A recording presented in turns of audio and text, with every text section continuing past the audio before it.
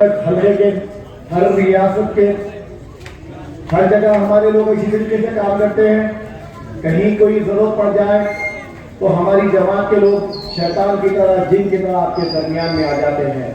چاہے کووڈ کا مسئلہ ہو, ایک ایسا عجیب وقت گزرا ہے ہمارے درمیان سے کہ جہاں اپنے اپنوں کو پہچاننا مشکل تھا.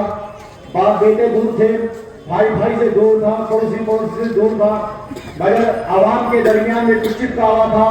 عوام کے درمیان میں جو گلیوں میں پھر رہا تھا, عوام کے درمیان میں ان سڑکوں پر گیس کے سلنڈر, آکسیجن کے سلنڈر لے کے کوئی پھر رہا تھا, اور ضروریات زندگی کے سامان کو لے کر کوئی پھر رہا تھا.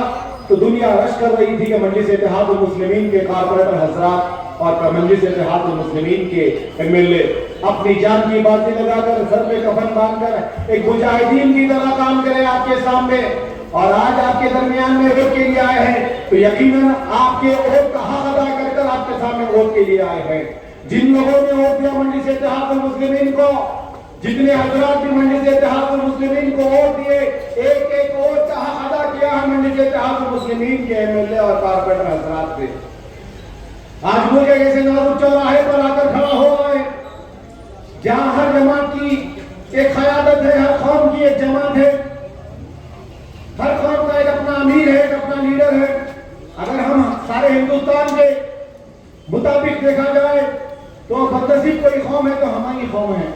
کوئی ہمارا قائد نہیں, کوئی ہمارا لیڈر نہیں. 70 برس کی بے بسی کے بعد, 70 برس کی بربادی کے بعد, 70 برس کی لوٹ مار کے بعد ایک قیادت ابھر رہی ہے حیدرآباد سے, تلنگانہ سے.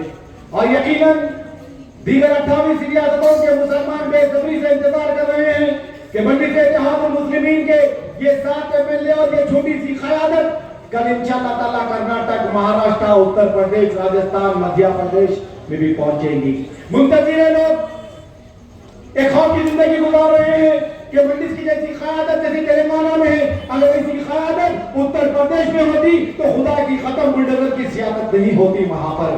اگر مجلس کی جیسی قیادت راجستھان اور مدھیہ پردیش میں ہوتی تو معاملین سنگھ کی جیسی سیادت نہیں ہوتی وہاں پر. ہر جگہ پر نشانہ ہم کو ہی بنایا جا رہا ہے, ہر جگہ پر لوٹ مار ہمارے ہی بستیوں میں ہو رہی ہے, ہر جگہ سے یہی ہوتے آ رہا ہے کہ ہم کو ہمارے کام کاروبار سے ہٹا دیا جاتا ہے, کاروبار کو نقصان پہنچایا جاتا ہے, بستیوں میں آگ لگائی جاتی ہے, خون خرابہ ہوتا ہے, خطر و غارت گیری ہوتی ہے, کیونکہ کوئی فرسان حال نہیں ہے, کوئی ہمارا لیڈر نہیں ہے, کوئی ہماری قیادت نہیں ہے. ارے اللہ کا کرم ہے کہ تلنگانہ کا مسلمان خوش نصیب ہے, کیونکہ یہاں پر آج سے 65 برس پہلے ایک قیادت جنگی مجلس اتحاد المسلمین, اور یہ قیادت کا جذبہ ہے کہ ہندوستان کے دیگر 28 ریاستوں میں پہنچ سکیں. یہ قیادت کا جذبہ ہے کہ دیگر ریاستوں میں بھی فرسان حالت ہو سکیں. یہ قیادت کا جذبہ ہے کہ اور لوگوں تک بھی ہماری قیادت کے کام کو پہنچا سکیں. منتظر ہے لوگ وہاں پر نخیب ملت کی آمد کے لیے, منتظر ہے لوگ وہاں پر جیسے ایم ایل اے یہاں پر ہے, 2-4 ایم ایل اے اتر پردیش میں بھی ہو جائے, 2-4 M L A Rajasthan, Madhya Pradesh میں بھی ہو جائے. ارے آپ کے اتحاد کا ثبوت ہے یہ. اگر آپ اپنی جماعت کو کھل کر کام کریں گے, ارے 5 سال آپ کے سامنے خدمت کرے, جان کی بازی لگا دیے, برسی بارش میں, طوفانی بارش میں بھی آپ کے درمیان میں رہے, چچاتی دھوپ میں آپ کے درمیان میں رہے. جب بھی پولیس کا ظلم ہوتا تو کاران کا ایم ایل اے, جاباز ایم ایل اے اپنی جان کی پرواہ نہ کرتے ہوئے بستیوں میں پہلے اپنا سینہ تان کر آگے بڑھتا ہے. یہی کارپوریٹر آپ کے درمیان میں گلی گلی پھرتے ہیں, یہی صدور مزمنین آپ کی گلیوں میں گھس کر جائزہ لیتے ہیں. ارے اخلاقی فرض بنتا ہے آپ کا. ہم نے 5 سال آپ کی خدمت کی, پوری ایمانداری کے ساتھ خدمت کی, پوری دیانتداری کے ساتھ خدمت کی, ایک اچھی نیت سے خدمت کی آپ کی. اب آپ کا اخلاقی فرض بنتا ہے کہ احسان کا بدلہ احسان ووٹ دے کر چکانا چاہیے. افسوس ہوتا ہے ہم کو جب بھی قیادت اوپر بڑھتی ہے ہمارے لوگ ہم کو پیچھے کھینچتے ہیں. جب بھی قیادت منصوبے لے کر آگے بڑھتی ہے ہماری سبھاؤں میں میر صادق, میر جعفر کی اولادیں پیدا ہوتی ہیں. تاریخ خدا کا دیکھو, جب سے مجلس اتحاد المسلمین کا احیا ہوا, یہ تنقید کرنے والے, یہ غداران آج پیدا نہیں ہوئے, پچھلے 70 برس سے غداری چلتے آ رہی ہے. ہم کو نقصان خیالت سے نہیں ہوا, ہم کو نقصان کسی اور سے نہیں ہوا, ہم کو نقصان ہمارے ہی اپنوں سے ہوا. آج آپ کا مخاطب بی جے پی سے ہے.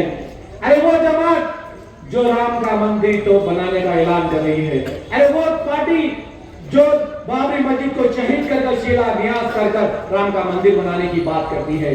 अरे वो लोग जैसा सिविल कोड को नाफिज करने की बात करते हैं। अरे वो लोग के ऊपर मदाखिलत करके इस्लाम में घुसने की कोशिश कर रहे हैं। अरे वो लोग पे एतराज कर रहे हैं, मसाजिद पे एतराज कर रहे हैं, अदब पे एतराज कर रहे हैं, हिजाब पे एतराज कर रहे हैं, मदरसों में दहशतगर्दी पलती बोलकर मदरसों को बंद करने की बात कर रहे हैं। आज हमारा मुकाबला उनसे है। उनकी बस्तियों में इतिहाद का काम हो रहा है, उनकी बस्तियों में 18 घंटे काम कर रहे हैं कि कौशल मोहिउद्दीन साहब को किसी तरीके से यहाँ से नुकसान पहुंचाया जाए। मगर अल्लाह जिसको बाकी रखना चाहता है बाकी रख लेता है। हमारे साथ इत्तेहाद है आप लोगों का, वोट की ताकत है आप लोगों की। हमने मेहनत किया, हमने काम किया पूरी ईमानदारी के साथ।